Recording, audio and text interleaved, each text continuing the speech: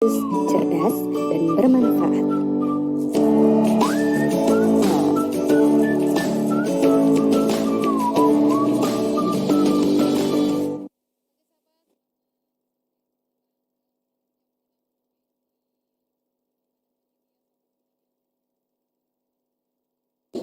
Oke, sahabat, selamat sore menjelang siang untuk sahabat semuanya yang saat ini sedang beraktivitas atau sambil mendengarkan radio Suara Gresik ataupun streaming kita ya.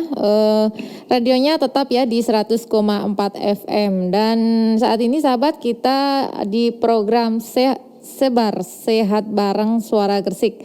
Saat ini sahabat saya bersama anggota dari Perhisa ya, di edisi kedua kali ini saya ditemani dengan Bapak Muhammad Husnan. Lebih tepatnya Bapak Muhammad Husnan, Sarjana Teknik Sertifikat Clinical Hipnoterapis Certified Instructor. Nah, ini panjang banget ya. Bapak Muhammad Husnan, kalau saya sapa Bapak Husnan boleh ya Pak ya? Boleh Mbak. Oke. Kalau Bapak Husnan ini sebagai apa nih di Perhisa nih? Saya sebagai anggota sekarang. Anggota ya, Iya. Oke, di Perhisa ini ya, oke. Dan sahabat, kali ini saya bersama Bapak Husnan akan membahas tentang ragam aplikasi hipnosis dalam kehidupan sehari-hari. Seperti apa sih hipnosis itu ya? Mungkin kemarin sudah diberikan penjelasan oleh Bapak Suhendar ya. Tapi mungkin sahabat yang masih belum tahu ataupun yang masih pertama kali untuk melihat dan mendengarkan talk show kali ini ya di Sebar, Bapak Muhammad Husnan ini akan menjelaskan nih bagaimana sih sebenarnya hipnosis itu. Banyak banget sih yang awam ya, mungkin banyak yang tahu kalau hipnotis itu seperti ini nih, ternyata hipnotis.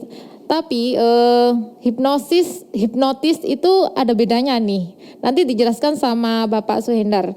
Bapak Husnan, maaf nih ya.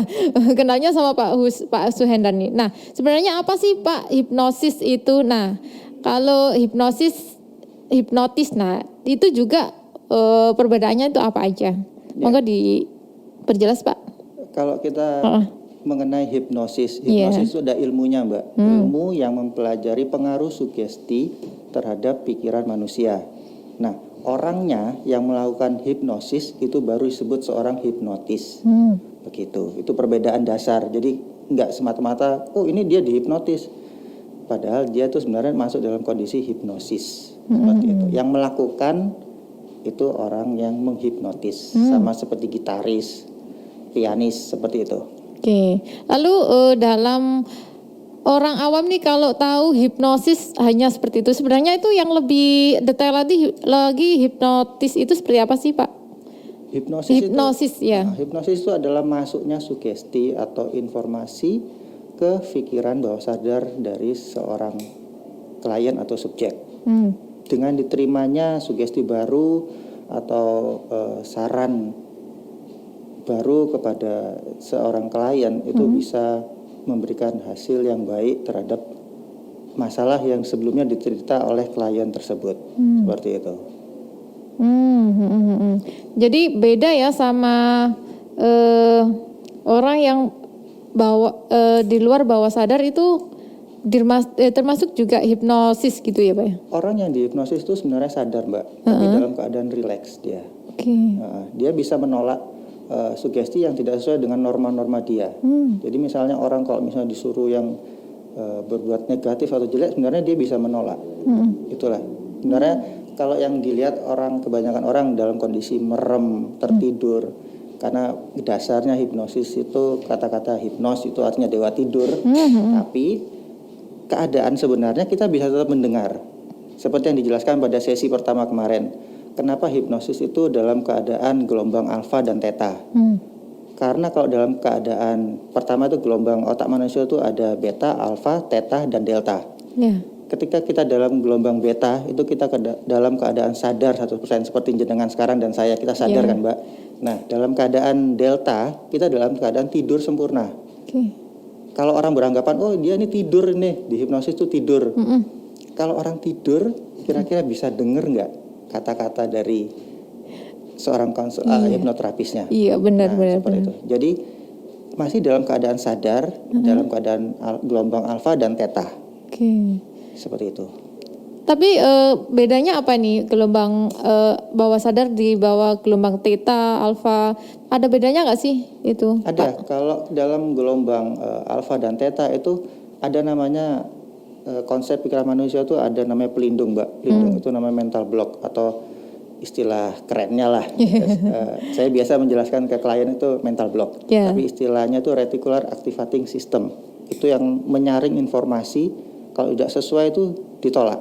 Nah, itulah gunanya kenapa kita harus dalam keadaan hipnosis, sehingga sugesti yang kita berikan bisa masuk ke dalam pikiran dari klien kita tanpa adanya reticular activating systemnya itu bekerja. Begitu. Lalu hipnoterapi sendiri itu gimana Pak? Apa sama dengan hipnosis itu sendiri? Nah, hipnoterapi itu terapi yang menggunakan hipnosis untuk membantu klien dalam menghadapi masalah-masalah yang dia derita. Misalnya nih, dia ada trauma, ada fobia, ada anxiety. Nah, itu kita menggunakan terapi dengan teknik-teknik tertentu. Itu kita bisa bantu dengan hipnoterapi. Hipnoterapi ya. Nah, lalu ini Pak, sesuai dengan tema kita nih ya, aplikasinya. Aplikasi dalam kehidupan sehari-hari nih, hipnosis ini sendiri itu apa aja sih? Bisa dijelaskan? Dalam aplikasi hari itu banyak, Mbak. Selama kita berhubungan dengan pikiran manusia itu banyak, mulai dari pendidikan, kita bisa membantu anak yang misalnya pertama nggak mau sekolah atau nggak punya motivasi untuk belajar. Yang kedua dalam sisi medis, terus stage hypnosis untuk dalam pertunjukan atau dalam bisnis itu bisa membantu. Jadi meningkatkan kembali semangat untuk kerja dari karyawan atau dari seseorang. Dan juga mungkin Mbaknya pernah dengar hypnoselling ya. Nah, itu dalam bisnis juga forensik hipnosis. Nah, itu membantu kalau kita ingin mencari keterangan lebih lanjut, lebih dalam dari saksi atau korban dalam terjadinya suatu tindak kejahatan gitu, Mbak. Jadi ada medical hipnosis gitu ya, Dok, Pak ya? Iya. Medical hipnosis medis itu termasuk medis ya? Ya, dalam hal ini membantu anestesi. Kalau zaman dulu kan ada yang sebelum ditemukannya zat kimia untuk anestesi itu kebanyakan dokter di Inggris dulu pakai namanya hipnosis, Mbak. Jadi anestesinya itu pakai hipnosis seperti itu. Anestesi ya, lebih digunakan ke anestesinya sama ya. Sama seperti hypnobirthing. Jadi melahirkan, tapi kita ini konsepnya kalau hypnobirthing tidak langsung menghilangkan sakit, tidak sama sekali sakit karena itu berbahaya. Jadi ada skalanya. Misalnya dari 0 sampai 10. 0 itu tidak merasakan sama sekali ataupun 10 itu sakit banget. Nah, kita nggak bisa menghilangkan sampai 0. Nah, karena itu bisa berpengaruh. Ada pengaruhnya. Kita hanya memberi sampai dia bisa menerima dan toleransinya dia. Dan juga toleransi seperti apa sih, Pak? Seperti kalau Mbaknya dicubit. Kalau diginiin aja kan sama kayak cubit kan, Mbak. Tapi kok gini banget sama juga dicubit kan. Tapi toleransi kan, ada toleransinya. Kalau gini banget sakit, gitu ya. Tapi kalau gini sama dicubitnya tapi biasa aja. Menghilangkan rasa sakit tapi tidak 100% gitu ya, Pak ya? Bukan menghilangkan, bisa mengendalikan dan menerima. Jadi enggak plus hilang wah. Gitu. Kalau seperti itu ada nggak sih dampaknya, Pak? Dampaknya mungkin dampak negatif atau positifnya? Nah, kalau misalnya kita ketika memberikan sugesti itu juga harus tepat, Mbak. Jadi ketika menggunakan kita harus bisa menentukan kapan digunakannya. Jadi tidak selamanya, mulai dari leher ke bawah sampai pinggang tidak merasakan sakit untuk seterusnya. Nah, itu kan berbahaya, Mbak. Itu bagaimana telitinya dari seorang terapis. Karena kalau misalnya selamanya nggak merasakan apa-apa, nanti misalnya ada komplikasi atau jahitannya ada masalah, itu kan kasihan ke pasiennya. Benar. Seperti itu. Jadi memang harus teliti ya seorang hipnotis ini sendiri ya. Itu harus teliti dan jeli ngelihat apa yang dia hadapi. Oke, jeli sekali, harus jeli. Nah, kalau tadi sudah juga disebutkan hipnosis show atau stage hipnosis nih ya. Iya. Ini kan digunakan untuk hiburan yang seperti ILKP. Nah, ini seperti apa sih Pak contoh dari awamnya ini? Ya, seperti yang kita lihat di acara OVJ Mbak. Ketika seseorang dari terapis, dari praktisi memperpraktekkan hipnosis stage, dia harus memilih subjeknya dulu. Mana sih yang bisa dihipnosis, yang mempunyai sugestivitas tinggi. Seperti yang jenengan tahu kan di OVJ itu yang paling sering kena hipnosis itu si Empo Alpha itu aja kan yang paling sering kerjain terus karena dia mempunyai sugestivitas yang tinggi. Nah, itu kita memilih dulu mana yang bisa dilakukan hipnosis stage. Seperti itu. Jadi tidak semuanya bisa dihipnosis gitu ya, Dok? Semuanya orang bisa, tapi ada yang memiliki sugestivitas yang tinggi dan cepat. Jadi ada pembagian skalanya, Mbak. Jadi ada mudah, moderat, nah itu, dan sulit. Jadi istilahnya semua orang tuh bisa dihipnosis, tapi ada level-levelnya. Yang tidak bisa dihipnosis memiliki gangguan kejiwaan, tidak bisa konsentrasi dan ada masalah dalam berkomunikasi seperti itu. Oke. Jadi semua orang itu tidak bisa terhipnotis, tapi ada skala. Bisa dihipnosis, tapi sesuai dengan skalanya ya. Dengan golongannya, kelas-kelasnya dia, seperti mudah, moderat, dan susah. Seperti itu. Kalau ciri-ciri dari itu semua apa Pak? Yang susah itu ciri-cirinya bagaimana? Mungkin bisa kita bisa lihat tingkat suggestibility-nya dulu. Kita kan sebelum melakukan terapi, saya selalu melihat orang ini sugestif nggak, atau saya selalu melakukan suggestive test. Nah, seperti yang di hypnosis stage itu selalu dilihat cirinya orang yang bisa di hipnosis seperti itu. Apa dia mudah menerima saran, mudah melakukannya tanpa ada penolakan sama sekali, seperti itu. Jadi masih bisa ternyata hipnosis itu bisa menguasai pikiran seseorang gitu ya Pak ya? Menguasai kita bisa mengendalikannya, tapi bukan menguasai secara total. Ada kalanya ketika dalam proses terapi itu klien tuh bisa bangun, Mbak, karena dia tuh namanya ada abreaksi. Abreaksi itu pelepasan emosi. Nah, dia kan bisa keluar dari kondisi hipnosis. Seperti itu. Jadi sebenarnya orang yang dihipnosis itu masih memiliki kendali terhadap pikirannya dia. Buktinya kan dia bisa bangun. Bisa melek, bisa aku nggak mau, aku. Begitu dia merasakan sedihnya lagi, dia melek. Seperti itu. Tapi kadang kan orang tuh nggak mau hipnosis, tapi karena mungkin dia takut nih kalau nggak bisa kembali gitu kan Pak ya?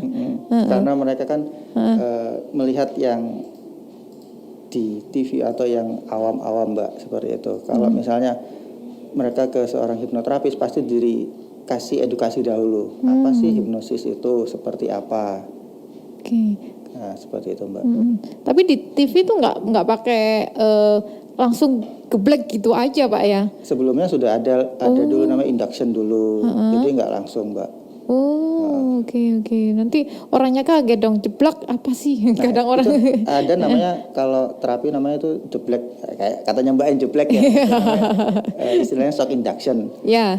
Itu namanya. Tapi kalau misalnya kita juga melihat subjeknya dulu, dia bisa mudah disugesti atau enggak, seperti itu. Jadi enggak angger orang tuh jalan kita jeblek, bisa hipnosis ya, enggak gitu, Mbak. Oke.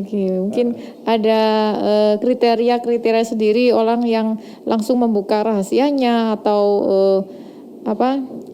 orang itu kadang kan susah, ada nggak sih yang ini Pak, susah untuk dihipnosis tapi susah untuk membuka rahasia yang disuruh gitu kan. Kadang orang dihipnosis kan kamu harus ini, itu kan biasanya itu mau aja gitu ya. Ada nggak sih yang kriterianya yang susah, oh ternyata orang ini nggak bisa nih disuruh kayak gini gitu. Itu hipnosis itu adalah memperbolehkan dia mengizinkan dulu. Saya oke, boleh. Biasanya orang mau dihipnosis itu membolehkan dirinya. Ketika datang ke tempat hipnoterapis, dia emang tujuannya kan mau hipnoterapi. Jadi dia mengizinkan dulu dirinya, pikirannya untuk dihipnosis. Begitu. Kalau misalnya ada orang yang dalam keadaan serius ini mau dihipnosis, ya itu kan namanya kita melakukan induksinya harus benar-benar telaten dulu, Mbak. Ternyata orang hipnosis, orang melakukan hipnosis ya namanya ya Pak ya. Ya. Kalau orangnya itu namanya hipnotis ya. Nah itu bedanya sih ya. Orang yang melakukan hipnosis itu harus sesuai dengan persetujuan dari orang yang dihipnosis gitu ya Pak ya. Dari klien tersebut. Lalu yang bertindak kejahatan seperti itu gimana tuh Pak? Nah itu karena kebanyakan seseorang biasanya kan dalam keadaan bengong atau dalam keadaan pikiran tidak, kosong ya. Maksudnya dalam keadaan tidak awas atau siaga gitu Pak. Nah itu orang meskipun dalam keadaan biasa aja, ketika itu dia biasanya menutupi malunya. Jadi dia bilang, aku mari ke hipnotis iki. Dia menyalahkan, nah itu yang menyebabkan jadi image-nya hipnosis itu jadi jelek. Jadi bisa diambili uangnya atau ada bendanya seperti itu. Iya. Kalau ada nggak sih tips agar untuk menghindari seperti itu Pak? Menghindari kejahatan hipnosis. Iya. Nah, kebanyakan kan orang itu sama seperti kita ditawari oleh sales mobil Mbak. Ya. Nah, ketika meskipun kita nggak beli ya, dia nawari, Pak gini. Oh iya bagus ya. Nah, ketika sampai rumah pun kita masih teringat, oh nanti aku kalau punya uang beli mobil itu soalnya bagus. Nah itu kita sudah terhipnosis oleh kata-katanya dia. Oh mobil ini bagus ya ternyata. Nantilah kalau punya uang. Padahal kita belum beli pada saat itu. Meskipun kelihatannya wah hipnosellingku gagal. Padahal sampai rumah masih kepikiran. Gimana caranya? Caranya kita tetap harus fokus Mbak. Jadi dalam keadaan sadar kan kita bisa menerima sugesti itu apabila sesuai dengan keyakinan kita, prinsip yang ada dalam diri kita. Nah seperti itu. Kalau misalnya tidak sesuai, pasti kita bisa menolak. Kalau misalnya nomor ATM serahin, kan nggak sesuai. Wah ini mau maling ini, kita udah sadar kan. Nah itu kita harus tetap dalam kondisi fokus sama keberadaan kita. Begitu. Nah ternyata tidak semuanya. Tidak, hipnosis itu bisa dilakukan dengan kejahatan ya, karena kejahatan ketika kita dihipnosis sama kejahatan itu tidak dari orangnya tapi dari pikiran kita, bagaimana kita bisa fokus ya Pak ya keberadaan kita. Nah sahabat, tadi sudah dijelaskan sama Bapak Husnan ya, apa sih aplikasi dalam kehidupan sehari-hari. Nah, nanti juga ada pertanyaan-pertanyaan lain. Sahabat juga bisa bertanya ya di streaming YouTube kita. Nanti akan dibahas tuntas oleh Bapak Husnan ya. Oke, Pak, siap ya, Pak ya. Mas, sudah ada pertanyaan yang masuk ini dari sahabat cerdas nih ya. Dan sahabat cerdas boleh juga di live streaming kita tinggalkan saja pertanyaan di kolom komentar kita ataupun bisa di nomor WhatsApp kita 0811334104 karena sebentar lagi kita akan ada iklan yang mau lewat ini. Jadi jangan kemana-mana, tetap di Radio Suara Gresik. Radio Suara Gresik, religius, cerdas, dan bermanfaat.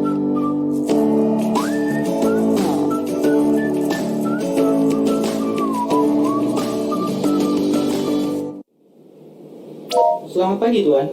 Apa yang akan Anda lakukan hari ini? Mau kerja lah, ngapain lagi? Namun Tuan, pemerintah mengimbau kita untuk tetap di rumah. Ya iya sih. Tapi kalau cuma di rumah dan nggak kerja, aku makan apa dong? Saya hanya takut Tuan terjangkit corona dan membahayakan orang lain. Buka pintu. Buka pintu. Access denied. Maumu apa sih, Jarot? Virus corona atau COVID-19 telah membuat dunia khawatir. Gejalanya mungkin bisa dimulai dari demam hingga batuk kering. Presiden Jokowi menetapkan penyebaran COVID-19 sebagai bencana nasional. Saya kembali mengajak Bapak Ibu untuk merokok kondisi ini. Saatnya kita yang kita miliki. Kerja dari rumah, belajar dari rumah, ibadah di rumah. Baiklah, jika itu bisa membuat negara ini membaik, aku akan bekerja dari rumah. Nalika urip saomah. Penae mangkat kerja karo ngapeli yangku. Kangen nih, suwe tau ketemu nih. Iki sesuai anjuran pemerintah iki, social distancing, jarake 2 meter pas ki. Meskipun karo yange ya jaga jarak. Kudu siap kesik iki.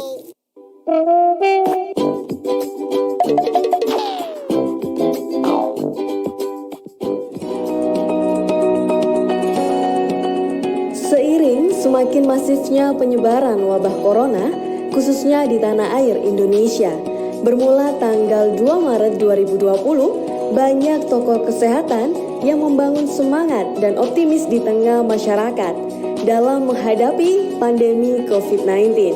Seperti pesan yang disampaikan Dr. Umar Nur Rahman selaku Ketua Ikatan Dokter Indonesia Cabang Gresik.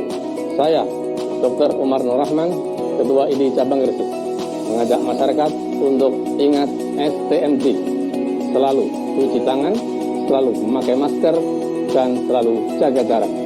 Mari bersama melawan corona.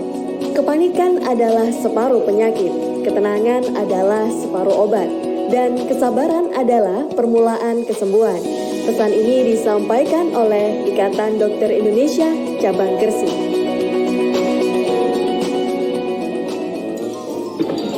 Itu mudik. Ora urusan, mulih ya tetep mulih, wis kangen simbok ning desa.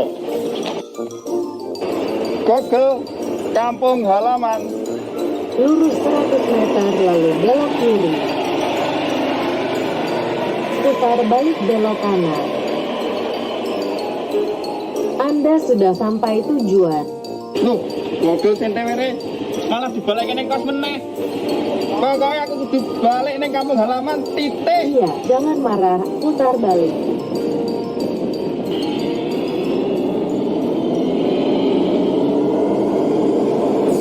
Anda sudah mencapai tujuan. Anda dilarang mudik. Kalau mudik ini tempatnya. Aduh Yung, tunda mudikmu demi keselamatan bersama. Bersatu melawan corona. Ingat, jangan. Radio Suara Gresik, religius, cerdas, dan bermanfaat.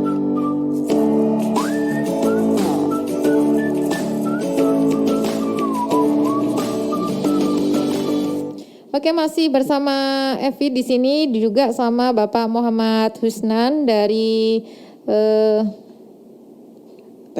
Theta ya? Center. Theta Center ya. Ya. Oke.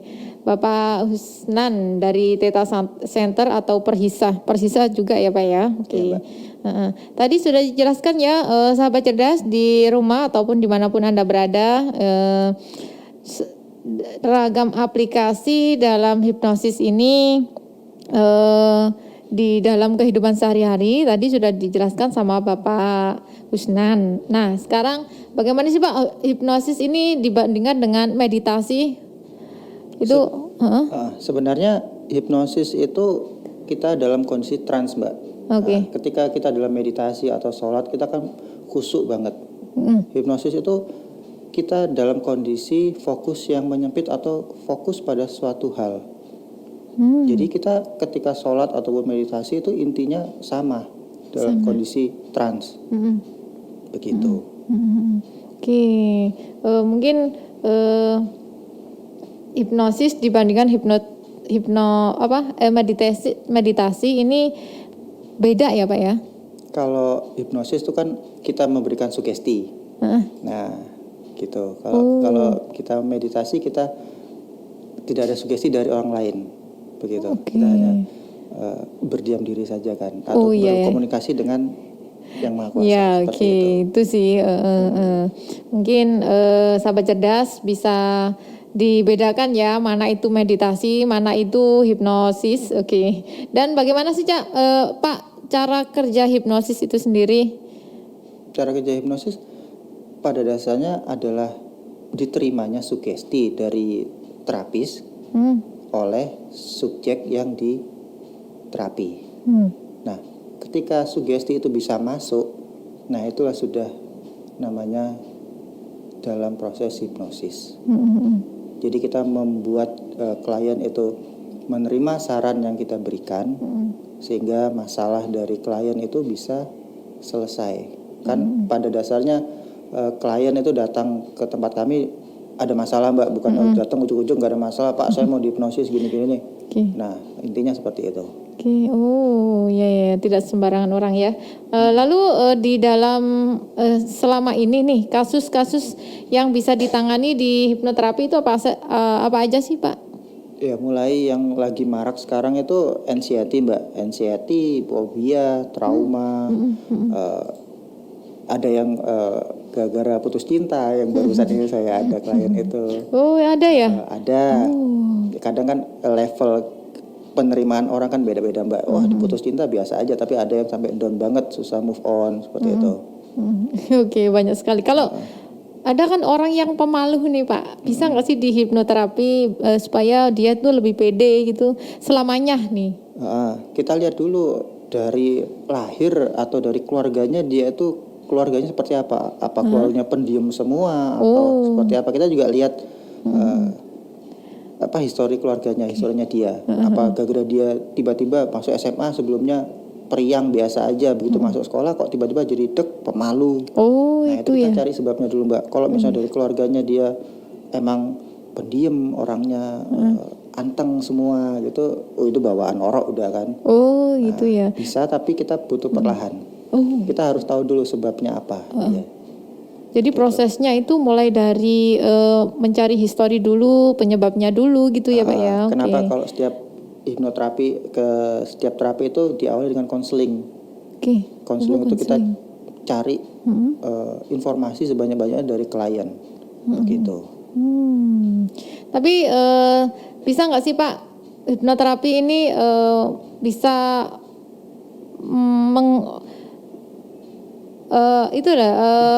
bisa menyembuhkan ya? Mau ngomong menyembuhkan susah banget nih. Bisa nggak sih menyembuhkan penyakit fisik nih Pak? Penyakit fisik itu misalnya psikosomatis kan penyakit fisik kayak MAH.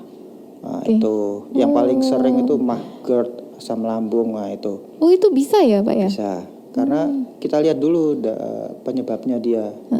Itulah butuhnya konseling. Kita cari titik api dari masalahnya itu. Ketika dari pikiran manusia ada yang bermasalah, pasti dia akan larinya keluarnya itu ke fisik. Begitu. Dan maaf, ada klien saya yang wasir ya, gitu.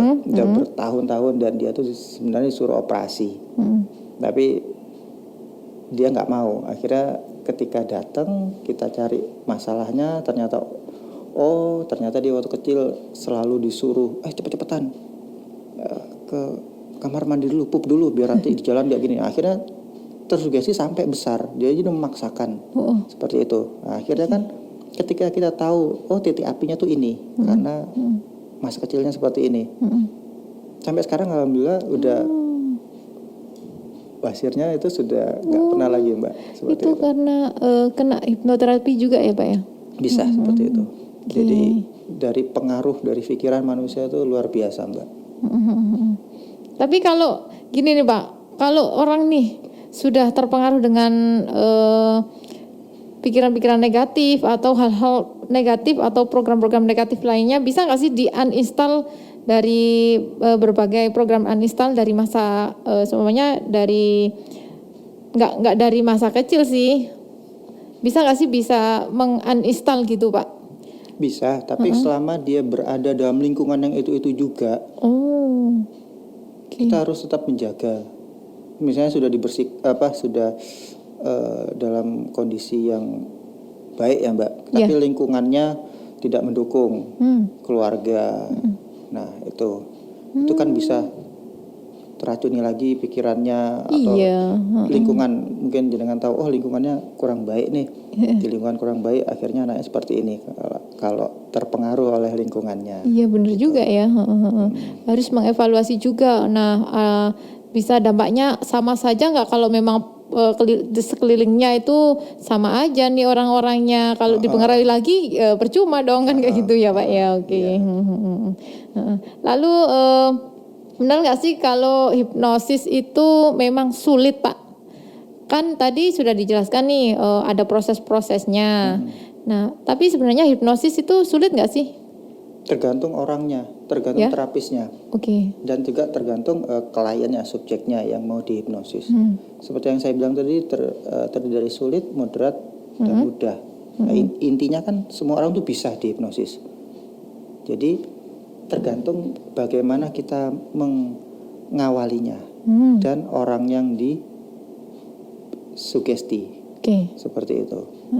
Tapi prosesnya itu ada nggak sih Pak? Sebelum menerima klien nih, setelah ada orang yang mau konsultasi, orang yang mau di hipnoterapi nih, ada prosesnya nggak sih?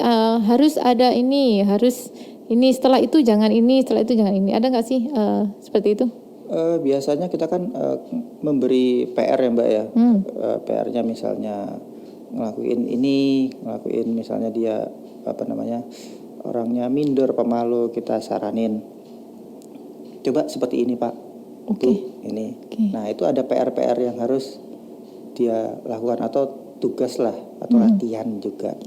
Jadi apa yang sudah kita berikan sugesti itu diterapkan di kehidupan sehari-hari. Kita lihat efeknya selama seminggu gimana, seperti itu Mbak.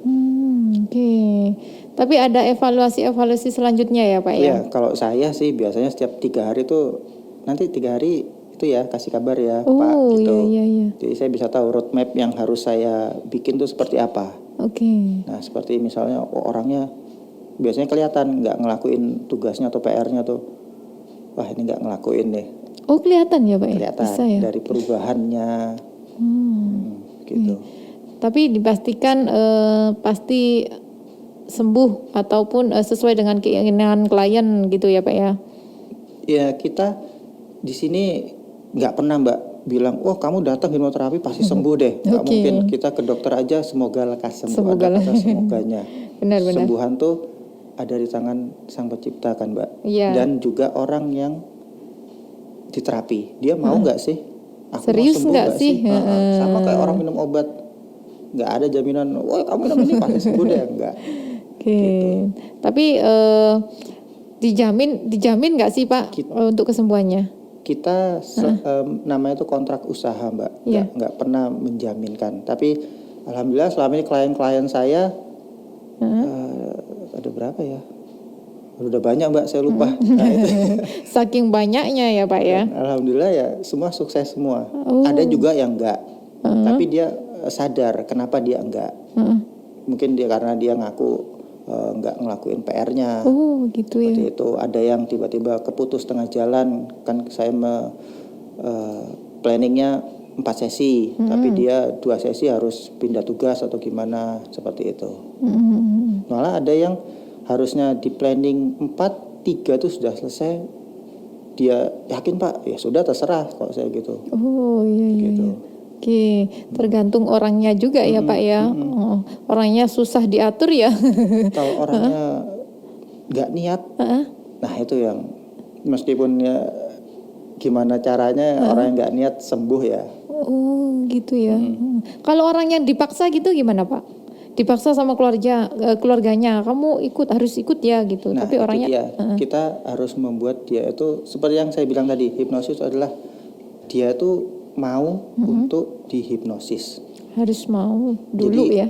Dalam sadarnya dia tuh, oke, aku mau nih, aku mau berubah nih. Kalau misalnya aku nggak mau berubah, aku gini baik-baik aja, gimana dong? Ayo. Iya. Nah, seperti itu, Mbak. Harus ada komitmen awal dulu ya dari pasien ya. Misalnya klien anxiety itu dia cemas berlebihan ya. Aku mau berubah nih, aku nggak bisa kayak gini terus. Nah seperti itu. Kalau misalnya dia nyaman, aku nyaman ya gini, ya udah wes nggak apa-apa. Nah itu yang harus kita sadari dulu. Benar juga ya.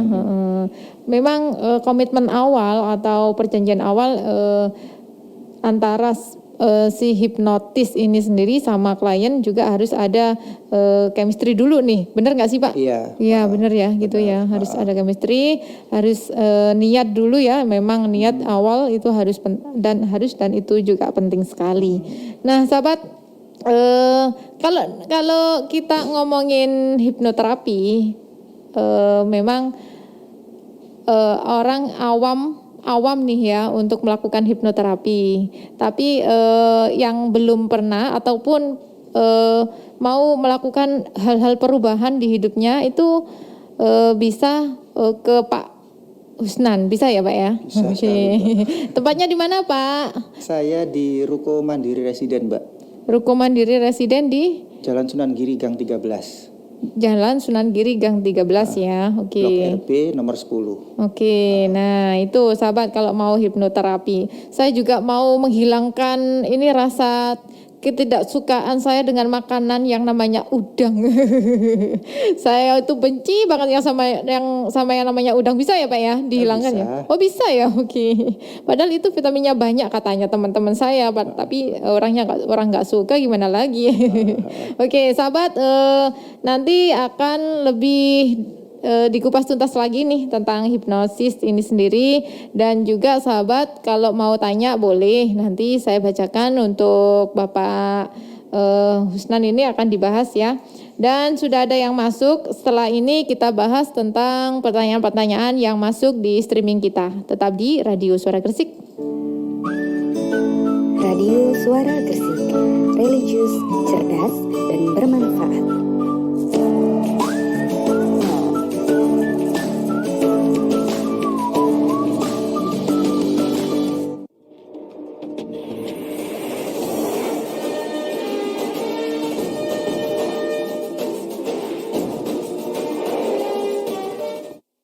Assalamualaikum warahmatullahi wabarakatuh. Di suasana pilkada yang sebentar lagi para paslon-paslon calon bupati dan wakil bupati ini melaksanakan kampanye. Dan pada 9 Desember nanti adalah dilaksanakan pemilihan bupati dan wakil bupati di Kabupaten Gresik. Di samping saya mengeluarkan surat berkali-kali ditindaklanjuti yang sifatnya mengingatkan melalui surat edaran. Tetapi melalui radio yang masih gres-gres Radio Gresik ini,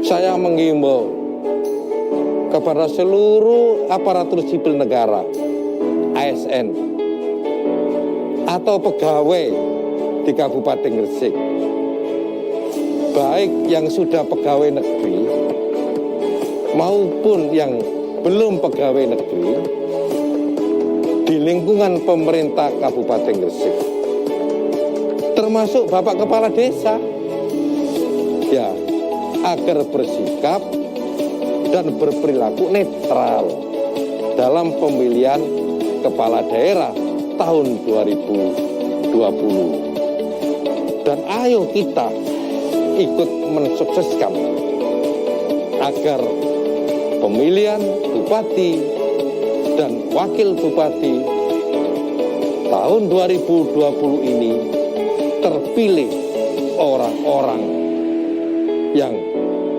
bisa meneruskan pembangunan di di Kabupaten Gresik ini dengan tujuan akhir adalah mensejahterakan masyarakat Kabupaten Gresik ini. Sukses Pilkada tahun 2020. Wassalamualaikum warahmatullahi Aku Silva, jadi ini kegiatan aku di rumah biar terbebas dari coronavirus.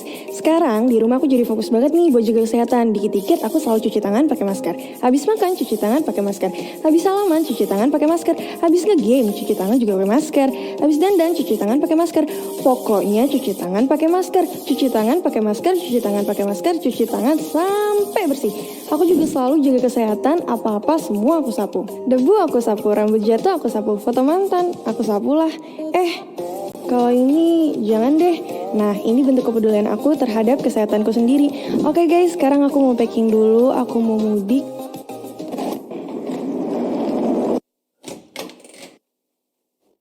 Oh iya, aku lupa kita tunda dulu deh mudiknya demi kesehatan keluarga kita di kampung halaman. Radio Suara Gresik, religius, cerdas, dan bermanfaat.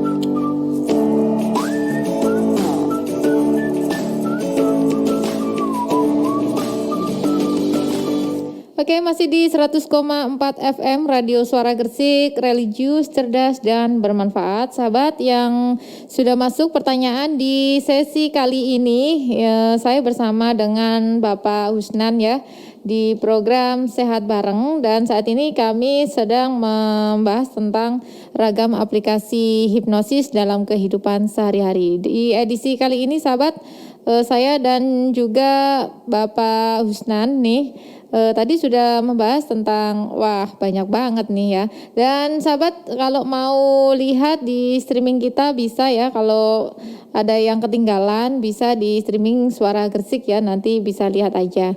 Dan saat ini sahabat ada yang pertanyaan masuk nih Pak Husnan ya, siap ya untuk menjawab ya pertanyaan dari sahabat cerdas di rumah. Ada dari Adimul. Oke, apa bedanya hipnosis terapis sama hipnosis yang dilakukan Uya-Kuya dalam acara TV ya Pak? Oke, bisa dijelaskan Pak Husnan ya? Nah, dalam kita lihat di acara Uya-Kuya itu kan namanya hypnosis stage, dia melakukan pertunjukan, melakukan hiburan. Kalau kita terapi, jadi kita menterapi seseorang yang memiliki masalah seperti misalnya rokok atau kecanduan terhadap sesuatu, atau trauma dan fobia seperti itu. Yang jelas kita lihat dalam acara Uya-Kuya kan dia tidak membantu menghilangkan masalah yang diderita. Oh ya ya. Itu kan untuk hiburan. Ya. Gitu. Jadi lebih ke hiburan kalau mereka ya untuk Mas Adimul. Bedanya ya kalau hipnosis ini memang lebih banyak positifnya seperti menghilangkan fobia, stres gitu ya Pak ya, trauma gitu ya. Ya kalau di TV itu mah buat hiburan aja, membuka rahasia aib orang itu malah jadi bahan ketawaan tuh ya.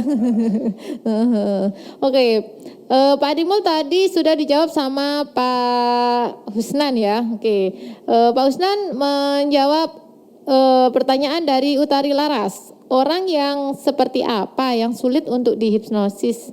Apakah iman orang juga mempengaruhi kuat apa tidaknya dihipnosis? Nah ini nih penting nih. Benar nggak sih Pak, orang yang kuat imannya itu susah dihipnosis? Sebenarnya kalau orang yang kuat imannya itu kan berarti dia memiliki, ketika sholat imannya kuat banget. Dia kan berarti dalam kondisi trans yang sangat bagus sekali Mbak. Nah seperti saya bilang tadi, tidak ada orang yang tidak bisa dihipnosis, akan tetapi ada syarat ketentuan berlakunya. Dia bisa diajak berkomunikasi, dia tidak hilang ingatan, dia tidak dalam kondisi stres berat atau dalam pengaruh obat-obatan seperti itu. Lalu bagaimana sih memilih seseorang untuk hipnosis ini sendiri Pak? Ada nggak sih kriteria orang-orang yang harus bisa memilih antara hipnosis? Kayak orang-orang di televisi nih, kalau sama orang-orang awam nih ya, kadang orang melakukan kejahatan itu memilih untuk orang yang hipnosis. Itu bisa nggak sih memilih orang, oh dari fisiknya, oh ini nggak bisa, ini gampang nih orangnya, kayak gitu. Nah Ini kalau saya kasih tahu di sini nanti ada orang yang niat jahat lah. Oh gitu ya. Bukan untuk mengantisipasi aja nih Pak, supaya kita juga tidak melakukan. Seperti yang saya bilang di awal tadi kan, kita harus dalam keadaan fokus Mbak. Jadi jangan bengong, nggak ngapa-ngapain.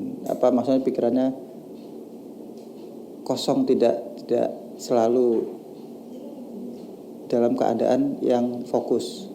Nah kalau kita dalam keadaan bengong kan apa-apa mesti akan mudah dimasukin oleh orang lain, seperti itu. Kan kelihatan orang bengong atau orang ngapain, orang linglung kan kelihatan dari fisiknya. Jadi sahabat kalau di jalan nih hati-hati, jangan linglung ya. Jangan pikirannya jangan kosong, karena kelihatan memang ya Pak ya, orang yang pikiran Tapi kosong. Sekarang kebanyakan kalau orang pakai masker sih lebih bagus ya, jadi nggak kelihatan. kelihatan. Benar kadang juga. Orang bingung gini kelihatan. Kalau pakai masker kan terselubung lah. Benar-benar sekali.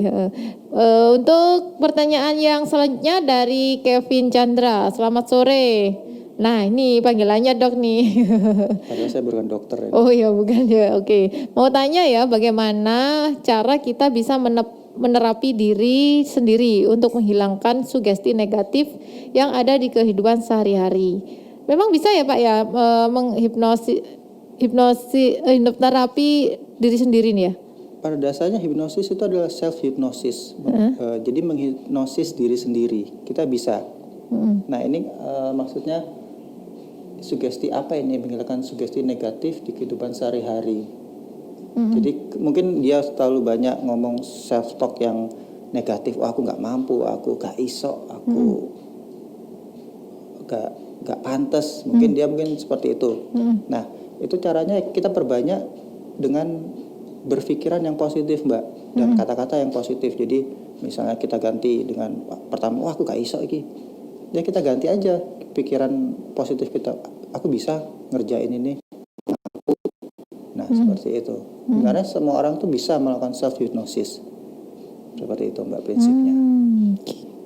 Oke. Lalu kalau ada klien yang memang takut nih Pak ya, takut untuk dihipnoterapi tapi dia pengen sembuh. Nah itu solusinya apa sih? Solusinya datang dulu Mbak. Datang dulu ke tempatnya. Nanti akan kita edukasi seperti apa sih hipnoterapi itu. Nah karena kalau misalnya saya ini ya, saya ada klien tuh selalu minta, nanti kalau datang tolong didampingi oleh orang terdekat atau orang yang disayang, orang dalam keluarga atau siapapun. Saya selalu minta seperti itu.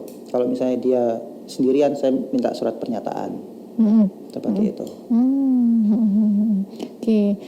Dan juga terjawab ya untuk Bapak Kevin Chandra ya, mungkin bisa menerapi diri itu bagaimana? Datang dulu ya ke Bapak Husnan juga bisa ya. Bisa menghubungi dulu ke nomor mana Pak? Nanti ada di WA-nya. Ada ya? Bisa dihubungi di Theta Center kalau misalnya butuh. Ada webnya ya Pak ya? Ada. Thetacenter.id. Pak ada pertanyaan dari WhatsApp juga nih. Jika saya terhipnotis, apakah saya ini mampu untuk terbangun kembali, mampu terbangun sendiri? Bisa. Seperti yang saya cerita tadi kan juga ada klien saya yang tiba-tiba abreaksi. Abreaksi itu pelepasan emosi. Klien anak kecil juga banyak yang tiba-tiba dalam kondisi sudah dia masuk dalam kondisi trans, dia sudah matanya terpejam, tapi di tengah-tengah dia teriak, aku nggak mau gitu. Ketika dia ingat dengan trauma yang dia alami, itu bisa.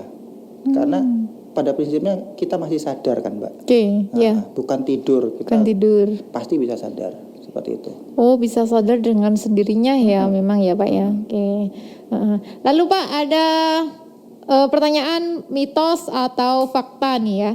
Jika kita terhipnosis, bukan. Ini mitos atau fakta dari teman saya. Datang dari klinik. Apakah hipnosis itu datang dari ilmu kebatinan atau magic atau sihir? Benar atau fakta Pak? Fakta atau mitos Pak? Nah, sebenarnya hipnosis itu di Indonesia juga ada, namanya local indigenous. Nah, kalau di barat itu sudah dikenal lama hipnosis, tapi kalau di Indonesia kan baru, mungkin orang sedikit yang tahu apa sih hipnosis itu. Sebenarnya kondisinya itu sama, dia tuh menerima sugesti dari kami, dari seorang terapisnya. Nah, ketika bedanya dengan kami tidak menggunakan media apapun selain dari kata-kata, dari komunikasi yang kami lakukan, seperti itu, Mbak. Jadi beda dengan klinik. Nah, itu bedanya. Oke. Dan memang ada bedanya ya. Jadi tidak kok hipnosis itu dari sihir. Enggak ya, buat dari magic. Waduh, apa itu ya? Oke. Dan juga sahabat, ada pertanyaan dari Gamer Lauder. Oke, tips menghipnosis anak yang fanatik terhadap suatu paham agar tidak fanatik, boleh dibagi, Pak? Oke, silakan Pak Husnan. Ya, kita sebagai orang tua harus tanya dulu kenapa dia kok fanatik banget sama sesuatu ya. Kita harus tahu alasannya dulu. Nah, jadi kita menghipnosis itu memberikan masukan atau saran itu kita harus tahu dulu kenapa sih dia ngelakuin seperti itu, fanatik banget. Nah, itu yang harus kita tahu dasarnya dulu. Kalau misalnya dasarnya tidak baik, bisa kita beri masukan yang lebih baik dari yang dia fanatisme yang dia berlebihan itu. Kita harus tahu penyebabnya dulu, komunikasi dulu, baru nanti kalau sudah tahu sebabnya, kalau misalnya sebabnya masalahnya itu misalnya negatif, baru bisa kita kasih sugesti yang bagus atau saran ke anak tersebut. Tapi kalau positif? Kalau positif kan nggak apa-apa, Bu. Misalnya, dilanjutkan aja. Tapi ini kan anaknya biasanya negatif ya. Nah, itu kita cari dulu kenapa dia kok seperti itu. Apakah ada pengaruh dari keluarga, dari lingkungan? Kita cari dulu sebabnya. Jadi kita nggak bisa ujuk-ujuk langsung, oh kamu gini, sugesti ini. Kita harus tahu dulu runtutannya, kronologisnya seperti apa. Jadi lebih benar, Mbak. Nggak bisa langsung asal tanpa tahu penyebabnya. Gitu. Harus tahu kronologisnya dulu. Tadi di awal sudah disampaikan ya Pak ya. Sebelum melakukan hipnoterapi harus mencari titik apinya dulu. Apa penyebabnya dia tuh bisa jadi terlalu fanatis atau terlalu paham kenapa. Gitu. Kita harus tahu dulu. Tapi nggak dicari kenapa dilarang gitu. Sama si bapaknya. Ini kan yang di hipnosis kan anaknya ini. Nggak dicari dulu kenapa Pak kok dilarang gitu. Kalau misalnya anaknya fanatis banget sama misalnya klub sepak bola ya. Nah, itu kan bisa kita cari kenapa sih, apa bapaknya itu ada masalah dengan kok arek ini mesti lihat bola terus sampai nggak sekolah. Nah, kan bisa kita kasih sarannya tuh melalui sebab dari bapaknya atau juga dari anaknya. Kita bisa komunikasikan itu. Kita lihat dulu. Kita harus tarik benang merahnya dulu apa di antara kedua orang ini. Nah, kan gitu ya. Tidak harus kok si anak ini merasa anaknya salah lalu dihipnoterapi kan kayak gitu ya. Harus tahu titik apinya itu di mana kan gitu ya. Nah, Pak Husnan, ada pertanyaan dari WhatsApp juga nih. Kalau saya ingin menghilangkan trauma dan kenangan buruk yang saya miliki, namun saya menginginkan terapi selain dengan metode hipnoterapi, apakah bisa, Pak? Nah, itu saya juga nggak tahu karena saya hipnoterapi. Oke, ya. Mohon maaf ya untuk Ibu ini ya. Dan sahabat tadi juga sudah dijelaskan sama Pak Husnan nih tips-tips ya. Tips-tips mungkin tips untuk orang yang awam nih Pak, yang kayak saya nih ya. Saya pengen menghilangkan rasa takut saya dengan udang nih. Bapak bisa memastikan saya nggak kalau saya harus dihipnoterapi? Yang memastikan jenengan dulu Mbak, itu bermasalah banget nggak Jadi orang mau di hipnoterapi itu harus sadar dulu, iki masalah buat aku. Oh iya, Nggak bisa, ini nggak masalah kok. Disuruh terapi. Ada cerita ini klien saya nyuruh adiknya datang ke tempat saya. Datang, apa yang bisa saya bantu mas? Nggak tahu pak. Yang nyuruh saya kesini kakak saya. Loh, masnya ada masalah apa? Saya juga nggak tahu. Nah itu, makanya bingung kita. Harus ada kesadaran dari jenengan dulu. Ini bermasalah nggak? Kalau misalnya bagi jenengan sudah bermasalah, baru ayo kita terapi. Kalau masih bisa fine-fine aja, ya buat apa? Gitu. Atau Anda ingin misalnya, oh saya ingin lebih bersemangat kerja, oke bisa. Kalau misalnya Anda masih nggak bermasalah, ya orang datang di terapi kan karena dia ada masalah, seperti itu Mbak. Gitu. Tapi kadang orang kan berwatak keras, itu bisa nggak sih dihilangkan? Kalau dari turunan, kita bisa perlahan-lahan. Misalnya dia sadar, aku terlalu keras ya. Aku sadar ini, aku pengen berubah. Itu bisa. Tapi kalau misalnya aku tak keras, jarno ae wis, bah ketua istrinya. Ini wonge. Kon nggak seneng ya wis. Kadang-kadang kan gitu ya Pak ya. Kecuali istrinya. Dan kita biasanya family counseling itu namanya, datang berdua. Cerita seperti apa. Kalau misalnya suaminya, oh iya ya, ada baiknya juga kalau misalnya waktu aku nggak terlalu keras. Oke lah. Nah itu bisa. Tapi kalau misalnya orang bersikuku, gak wis, gak gelem aku. Nah itu gimana? Keterpaksaan juga tidak bisa ya Pak ya, kalau dalam keterpaksaan juga. Sama analoginya ketika orang berobat. Misalnya sakit gigi, aku biasa aja sakit gigi, bah loro ya wis. Nah itu, aku gak mau berobat. Nah kita bisa apa? Iya benar. Giginya bisa apa? Gitu. Oke, memang hipnoterapi tidak boleh dalam keterpaksaan, sahabat. Memang harus dari diri kita sendiri, dari niat dulu ya, atau dari cari tahu kesalahan kita, trauma kita itu efeknya buruk, seburuk-buruknya apa enggak sih? Kalau memang bisa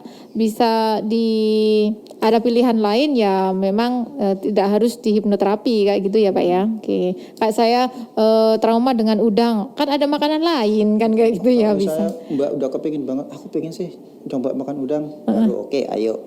Kita terapi. Tapi kalau misalnya Mbak masih bisa, aku bisa makan selain udang kok. Iya benar. Kalau misalnya nggak masalah, buat apa? Gitu. Iya benar sekali. Kita harus pikirannya simpel aja kok. Saya seperti itu. Tidak ada keterpaksaan di sini ya sahabat semuanya ya. Kalau mau menghilangkan hal-hal yang negatif di dalam diri kita bisa melalui Bapak Husnan juga bisa ya di hipnoterapi. Di sini sahabat bisa lihat di websitenya tetacenter.id ya. Di situ ada kontak personnya juga bisa. Sahabat bisa langsung lihat di websitenya ya. Dan sahabat ternyata sudah 60 menit saya dan juga Bapak Husnan menemani sahabat semuanya yang memberikan informasi ragam aplikasi hipnosis dalam kehidupan sehari-hari. Ternyata banyak sekali ilmu yang tidak kita ketahui dalam ilmu hipnoterapi ini ya. Tadi sudah diberikan ilmunya ternyata oleh Bapak Husnan ini sendiri. Terima kasih Bapak Husnan. Secuil sih ilmunya. Masih secuil nih sahabat. Ternyata masih banyak lagi ilmu-ilmu dari hipnoterapi ini di setiap hari Selasa 2 minggu sekali kita akan ada talkshow dengan Perhisa ya atau Theta Center ya. Meskipun tidak hanya Bapak Husnan tapi ada teman-temannya yang lain juga ya akan memberikan informasi. Tapi kalau Bapak Husnan lagi boleh kok ya. Boleh ya. Kalau nggak ada klien. Oke, sahabat semuanya terima kasih sudah stay tune bersama program Sehat Bareng Suara Gresik ya. Terima kasih juga untuk Bapak Muhammad Husnan yang sudah berkenan hadir dan juga menyempatkan waktunya untuk membagi informasi di streaming Suara Gresik ini dan juga radio kita 100,4 FM ini ya. Terima kasih Bapak kalau ada salah kata dan juga mungkin tidak berkenan di hati Bapak Husnan dan juga di hati sahabat cerdas di rumah, mohon maaf yang sebesar-besarnya. Makin belepotan nih ya. Bapak mungkin ada pesan untuk sahabat cerdas di rumah nih? Ya, mungkin dalam keadaan pandemi seperti ini banyak orang yang cemas dan takut ya Mbak ya. Karena seperti kata-katanya Ibnu Sina itu ketakutan dan kecemasan itu penyebab awal dari suatu penyakit. Jadi ketenangan menghadapi kondisi saat ini itu adalah hal yang utama. Jadi tenang dulu, nggak usah terlalu panik menghadapi semua hoax dan berita-berita yang ada. Oke, benar sekali ya. Jangan terpengaruh dengan berita-berita hoax, apalagi di masa pandemi ini banyak sekali ya berita-berita hoax yang keluar dari media sosial, apalagi ya Pak ya. Oke, terima kasih untuk Bapak Muhammad Usnan, terima kasih untuk waktunya ya. Dan sahabat tetap stay tune bersama Suara Gresik, karena Suara Gresik selalu memberikan informasi yang sangat informatif dan juga cerdas untuk sahabat semuanya. Dan saya akhiri, wassalamualaikum warahmatullahi wabarakatuh. Radio Suara Gresik, religius cerdas.